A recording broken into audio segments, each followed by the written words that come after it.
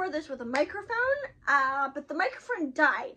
So unfortunately you're going to get the lesser quality video right now, and I apologize for that, but I swear in the future I'm going to start using the microphones again. But Egghead, One Piece Egghead. Quick recap for anyone who hasn't been here yet.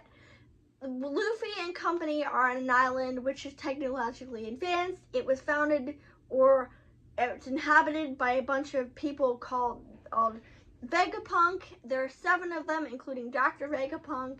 There's Lilith. There's Edison. I don't know if Centaur's a Vegapunk, but she's there. Or at least I think it's a she. Maybe it's a he. I don't know. There's a tall girl whose name, with pink hair, whose name I don't remember. And there's York, who is the traitor who has been attacking the group. There's also a helmeted person who gets shot by York, whose name I now don't remember. But York either wants to eat a celestial dragon or become a celestial dragon. I don't remember, because it's been a couple days since or it's been a couple weeks since I watched this.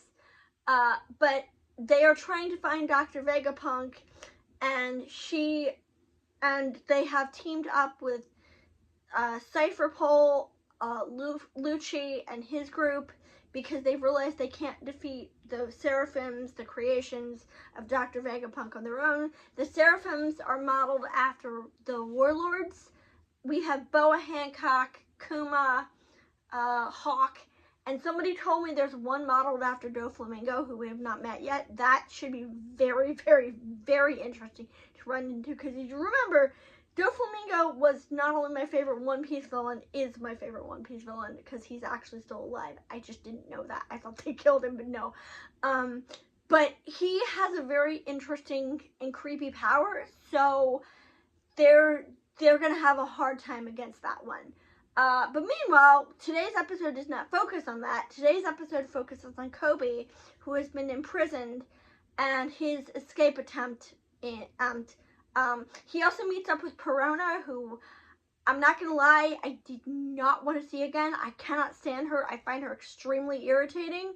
But her new ghost look is really cool, and I like how her power is designed now. It's the same power, but it just looks different after the time skip. I like her visually. I just find her voice like nails on a chalkboard, so I basically ended up skipping most of her scenes. I know that's a bad idea, because I know it means I skipped a lot of plot, but you know what? I don't care. Meanwhile, there's also Shanks, who is coming to the island, who's clashing with another pirate. There's a lot of stuff going on, and honestly, I think it's becoming a little bit convoluted, and a lot of it is taking away from the actual show, because it basically has nothing to do with the actual plot, and I don't know where it's going yet. We're also introduced to, God, what was her name? The blonde girl.